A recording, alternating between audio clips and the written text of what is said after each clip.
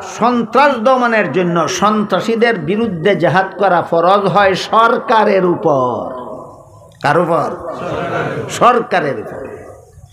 কোনো দেশের সরকার যদি সন্ত্রাস দমনের জন্য জিহাদ বিধান চালু না করে, তাইলে তার দেশ হোক তার পাশের দেশ হোক, যত সন্ত্রাসী কর্মকাণ্ড ঘটবে সমস্ত সন্ত্রাসীরা কিয়ামতের দিন আল্লাহর কাছে যে পরিমাণ শাস্তি পাবে, একা সরকারকে সমস্ত সন্ত্রাসীদের সমান শাস্তি ভোগ করতে হবে। সিরাতুল নবীর একটা কিতাবের নাম আছে সিরাতুল মুস্তাফা।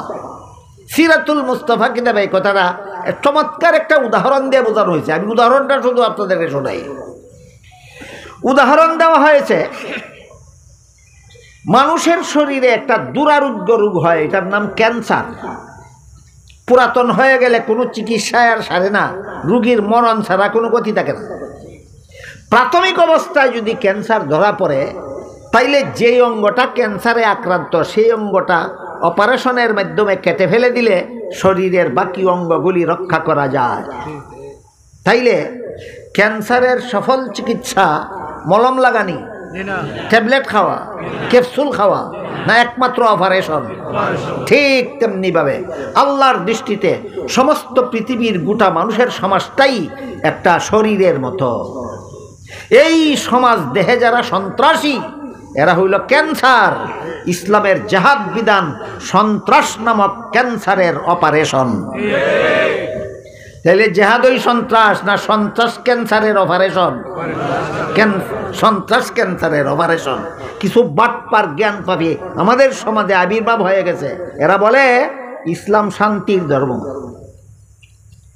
এই পর্যন্তই কথা শেষ নয়। শান্তির ধর্মে কোনো রক্তপাত নাই, সুতরাং জেহাদ রক্তপাত ছাড়া জেহাদ হয় না। কাজেই জেহাদ কোনোদিন ইসলামের বিধান হতে পারে না।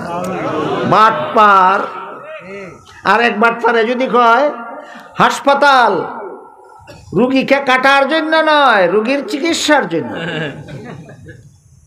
কাজেই অপারেশন করলে তো রুগীর পেট কাটিলায়, মুখ কাটিলায়, ফিট কাটিলায় রক্তপাত হয়, এটা কোনোদিন হাসপাতাল হতে পারে না।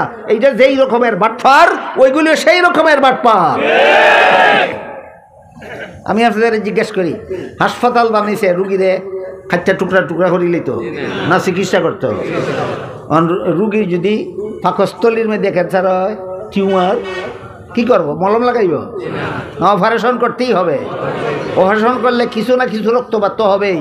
এটা কি তাকে ধ্বংস করার জন্য না রক্ষা করার জন্য?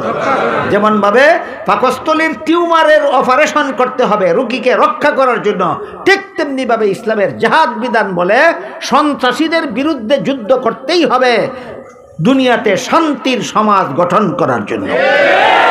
এটা 10 বছরের মাদানী জিন্দেগির বৈশিষ্ট্য।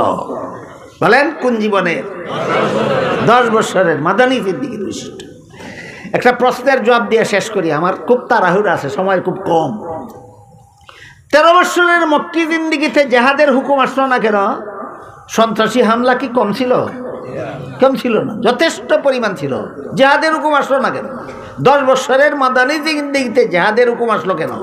এর কারণ জেহাদ করা সন্ত্রাস দমনের জন্য সন্ত্রাসীদের বিরুদ্ধে জেহাদ করা ফরজ হয় সরকারের উপর। কার উপর? সরকারের উপর। কারণ জেহাদের মাধ্যমে সন্ত্রাস দমন করা পাবলিকের দায়িত্ব ছিল না, মোল্লা মৌলবীর দায়িত্ব ছিল না। জেহাদের মাধ্যমে সন্ত্রাস দমন করা সরকারের দায়িত্ব ছিল। তোর সরকার আছিল, জেহাদ কেন করলে না? সন্ত্রাস কেন বন্ধ করলে না? যত লক্ষ কোটি মানুষ সন্ত্রাসের শিকার হবে সবগুলির যে পরিমাণ শাস্তি, তোর মতো সরকারকে হাসরের মাঠে ভোগ করতে হবে একা সেই পরিমাণ শাস্তি। গদি এটা দিল্লির লাড্ডু না, কিনা গিলি লাইলে ওই খালাস।